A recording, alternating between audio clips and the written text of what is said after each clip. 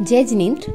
तो आज जानते हैं कि आदिनाथ दादा को दीक्षा के पश्चात 400 दिनों तक आहार क्यों नहीं मिला था और वर्षी तप क्या है, वर्षी तप कब से शुरू हुआ। तो चलिए शुरू करते हैं। वर्षी तप में 400 दिनों तक तप किया जाता है। चैत्रवदी अष्टमी यानी कि जिस दिन आदिनाथ दादा का जन्म एवं दीक्षा कल्याणक है, उस दिन से यह तप शुरू होता है और 400 दिन बाद अक्षय तृतीया के दिन यानी कि आखा तीज के दिन इस तप का पाड़ना इक्षु रस यानी कि गन्ने के रस से होता है।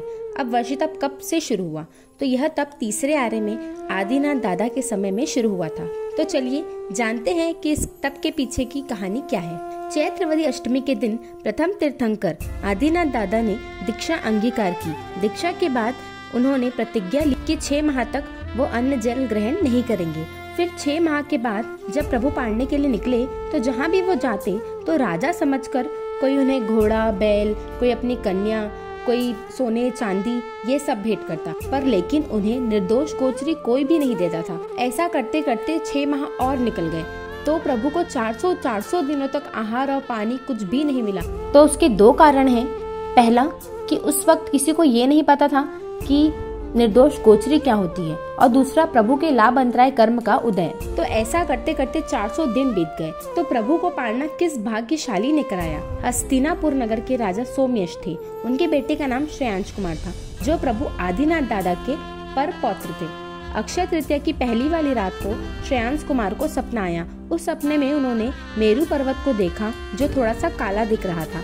उस मेरू पर्वत को उन्होंने दूध से अभिषेक करके एकदम चमका दिया।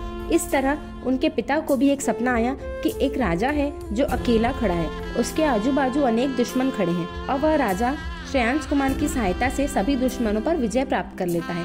तीसरी ओर सुबुद्धि नामक एक सृष्टि को भी एक सपना आया कि एक सूर्य है और किसी ने उस सूर्य से हजारों किरणें लुप्त कर दी है, पर श्रेयांश कुमार के प्रभाव से वह सूर्य अपने किरणों से वापस युक्त हो चुका है। सुबह होते ही वह तीनों अपने सपनों की आपस में चर्चा करने लगे, पर लेकिन वे कोई निर्णय तक नहीं पहुंच पाए। दूसरी ओर आदिनाथ दादा अनार्य देशों से विहार करके गजपुर नगर यानी कि हस्तिनापुर नगर में प्रवेश करते हैं। वहाँ कोई दादा से कहता कि आप हमारे घर पधारे, कोई चंदन के लेप की बात करता, कोई अपनी कन्या भेंट करता, कोई सोने चांदी ये सब भेंट करता। तो इस तरह बहुत लोग दादा के पास आकर शोर मचाने लगे।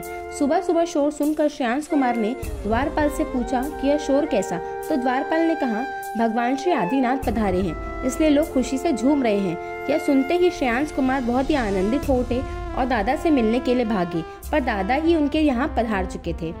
दादा को देखते ही वे उनके चरणों में गिर पड़े और उनकी आंखों से आंसुओं की धारा बहने लगी। ऐसा लग रहा था मानो वो अपने आंसुओं से दादा का पक्षाल कर रहे हों। उन्होंने 3 प्रदक्षिणा दी और प्रदक्षिणा देते देते उन्हें जाति स्मरण ज्ञान हुआ। जाति स्मरण ज्ञान यानी कि अपना पूर्व भव याद आना। श्रेयांश कुमार ने देखा कि पिछले 8 भवों से वे भगवान के साथ हैं। उन्हें याद आया कि गोचरी क्या होती है। उन्हें हीरे, जवाहरात, वस्त्र, चंदन, लेप इन सब की आवश्यकता नहीं है, उन्हें तो निर्दोष गोचरी की आवश्यकता है।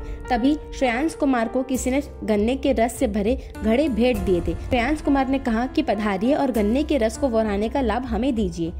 भगवान ने हाथ आगे किए और श्रेयांश कुमार गन्ने के रस को प्रभु के हाथ में डालते गए, लेकिन भगवान की लब्धि के कारण एक भी बूंद नीचे नहीं गिरी।